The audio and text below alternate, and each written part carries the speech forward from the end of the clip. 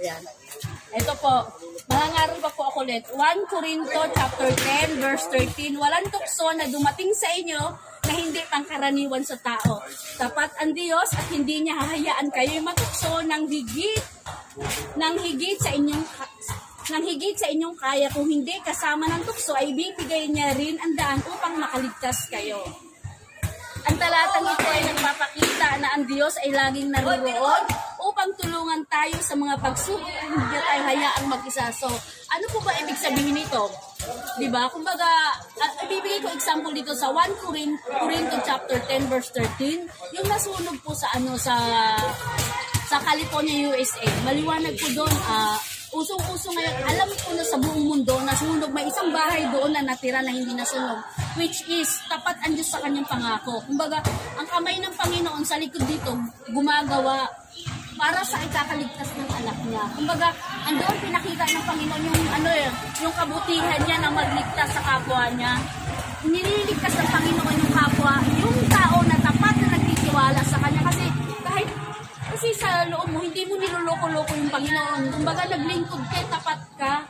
Kumbaga, nag-share ka ng gospel, nangangaral ka sa ibang tao. Kumbaga, yung sabi nga, be a blessing community and your neighborhood. Kailangan din po mag-share tayo ng blessing sa gospel. Hindi lang po sa sarili natin. Hindi lang po dapat tayong nakaalam ng blessing ng Panginoon. Hindi po ibig sabihin pag-blessing pera. Hindi po, kumbaga, magandang balita ng Panginoon. Katulad po ito sa 1 Corinto chapter 10 verse 13. Kumbaga, ang talatang ito ay nagpapakita na ang Diyos ay laging naroon upang tulungan tayo sa pagsubok at hindi niya tayo hayaang mag-isa.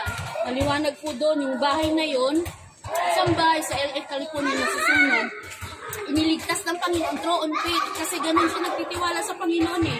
Kumbaga, yung pagtitiwala niya, hindi niya biniro-biro yung Diyos na yung pagtitiwala niya, nagpipray siya. Kumbaga, yung salita ng Panginoon, isinasa pamuhay. Hindi lang niya hinahayaan na ganun lang.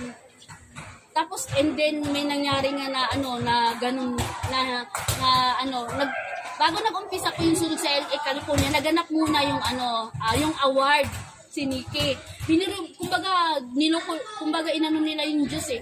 Binastos nila yung Panginoon, ang sabi nila, yung lugar nila, zero godless. Kumbaga, sa lugar nila, walang Panginoon. So, wala man lang isang sumaway, nagtawanan pa. After 2 days later nangyari, January 8 nasunog. So what happened? Nakita nyo? Yung mga nagbiro-biro sa Panginoon, sa ngayon sa buong mundo, pinapakita ng Panginoon na siya ang pinakamakapangyarihan ng Diyos na hindi kayang pigilan ng tao. Kasi mali ang ginawa eh. Diba? Sino bang may lalang ng langit at lupa? Only Jesus Christ patubuhay natin na hindi naman mapigilan. Kaya nga dito sa 1 Corinto chapter 10 verse 13, sabi rito, ang talatang ito ay nagpapakita na ang Diyos ay laging naroon upang tulungan tayo sa mga pagsubok at hindi niya tayo hayaang mag-isa. Gagawa yung Panginoon para ilabas tayo sa mga pagsubok na kumbaga katulad ng struggle na nasunod sa LA, California. Anong ginawa ng Panginoon? Pinoprotektahan niya. Nakita niyo? Ganon ang Panginoon. Ipapakita niya yung blessing, ang grace niya sa'yo kung ikaw ay tapat na sumusunod sa Panginoon. Yun nga, kaya nga sa buong mundo pinag-uusapan yung tao na yun eh. Kasi nga, hindi siya niligtas ng sarili niya, niligtas siya sa pamamagitan na mananampalataya niya sa Panginoon. Tamang relasyon niya kasi nagtiwala siya eh.